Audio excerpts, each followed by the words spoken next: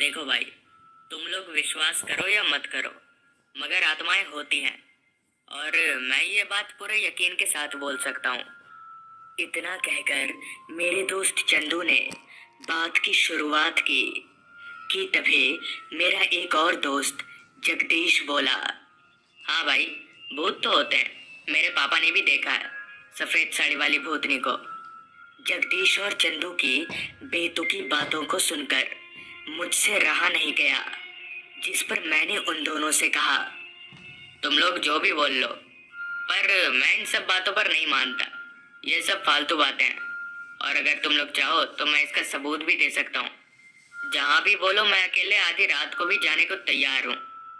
मेरी बात सुनकर चंदू बोला, ठीक है, अगर तू इतना ही हिम्मत वाला है तो इस बात को प्रूफ कर। तू तो जानता है हमारे गांव के शमशान में एक छोटा सा इमली का पेड़ है जो कभी बढ़ता नहीं है, क्योंकि उस पेड़ पर एक शैतान का कब्जा है। तू आज रात शमशान में जाकर उस पेड़ की एक डाली को काट कर ला। हम मान जाएंगे कि तू हिम्मत वाला है और हम भूत प्रेत पर विश्वास करना भी छोड़ देंगे। मेरे दोस्त के मन से डर निकालने का ये सबसे अच्छा मौका था, जिस वजह से मैं बिना किसी अगर मगर के ये काम करने के लिए तैयार हो गया और फिर अपने घर चला आया। मैंने घर पर इस बारे में किसी को भी कुछ नहीं बताया, क्योंकि अगर मैं बताता तो मुझे जाने नहीं देते। कुछ ही घंटों में रात हो गई, जिसके साथ ही मैं छिपते छिपाते अपने घर से निकलकर उस शमशान की ओर चल पड़ा। हमारे गांव से वो शमशान थोड़ी ही दूरी पर था, तो 15-20 मिनट पैदल चलकर मैं वहां आराम से पहुंच जाऊंगा।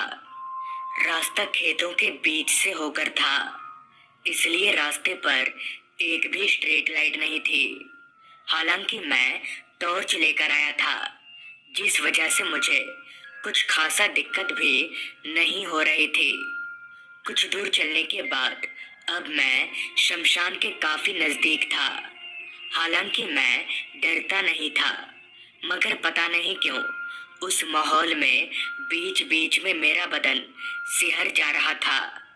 अब ऐसा डर की वजह से हो रहा था या कोई और बात थी, ये नहीं पता। खैर, कुछ ही देर में मैं उस शमशान में पहुंचा। वो शमशान ज्यादा बड़ा नहीं था।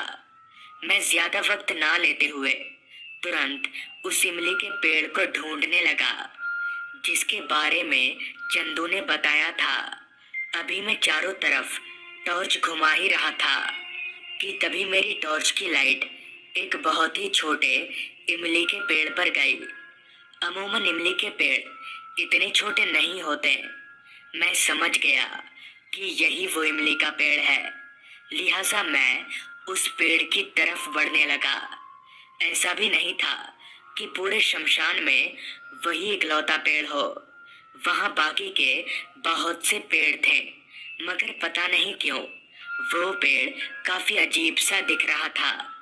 खैर, मैं उस पेड़ के पास गया और टहनी तोड़ने के लिए जैसे ही अपना हाथ आगे बढ़ाया कि तभी उस घने पेड़ के अंदर से किसी ने मेरा हाथ पकड़ लिया। वो हाथ इतना ठंडा था जैसे वो हाथ ना होकर कोई बर्फ का गोला हो। मैंने तुरंत अपनी टॉर्च की लाइट अपने हाथ की तरफ घुमाई, तो मेरे हाथ पर टॉर्च की लाइट पड़ते ही जिस किसी ने भी मेरा हाथ पकड़ रखा था, उसने मेरा हाथ एकदम से छोड़ दिया और टॉर्च की लाइट में वहां अब कोई भी नहीं दिख रहा था। उस वक्त पर भी मैं डरा नहीं था। मुझे लगा शायद ये मेरे मन का वहम होगा। ये सोचकर मैंने जैसे तैसे करके जल्दी से एक टहनी तोड़ा और वहां से निकलने लगा। वहां से निकलते वक्त मैं काफी खुश था, मगर मुझे कहाँ पता था कि मेरी खुशी डर में बदलने वाली है। खैर, मैं शमशान से बाहर निकलकर अपने घर की तरफ जाने लगा। अब मेरे एक हाथ में बैटरी टॉर्च और दूसरे में वो टहनी थी। आसपास का माहौल देखकर ये लग रहा था कि अब रात काफी हो चुकी है।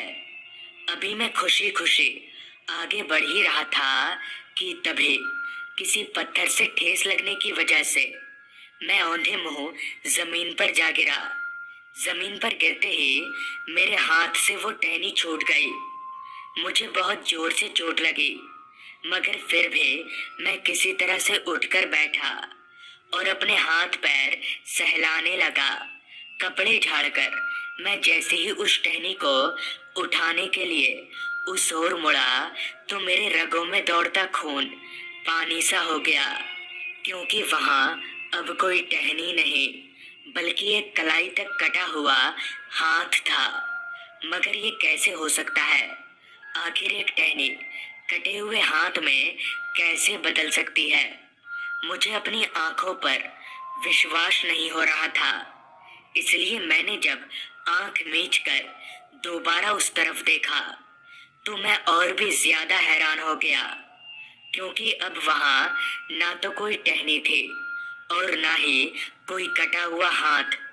उस वक्त मुझे डर तो लग रहा था, मगर उससे भी ज्यादा मैं इस बात को लेकर परेशान था कि अगर मैं टहनी लेकर अपने दोस्तों के पास नहीं गया तो मैं सबके सामने डरपोक साबित हो जाऊंगा। थोड़ी देर सोच विचार करने के बाद शमशान में वापस जाकर मैंने टहनी लाने का फैसला किया। हालांकि ये काम कुएं से बाहर निकलकर वापस कुएं में कूदने जैसा था, मगर फिर भी मैं ये जोखिम उठाने को तैयार था। लिहाजा मैं वापस से शमशान की ओर जाने लगा।